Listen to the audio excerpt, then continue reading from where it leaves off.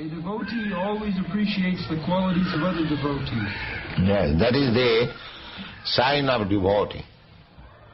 Appreciation, the activities of devotee. This appreciation means a devotee who is actually free from all contamination. He does not find any fault with other devotee. That is the sign. He does not think himself that he is bigger devotee or greater devotee than him. He thinks himself as the lowest of all. Chaitanya Chaitamrita, author, Kaviraj Goswami says, Purisher kit haite moi se lobhishta. I am lower than the insect within the stool. Jagai madhai haite moi se papishta.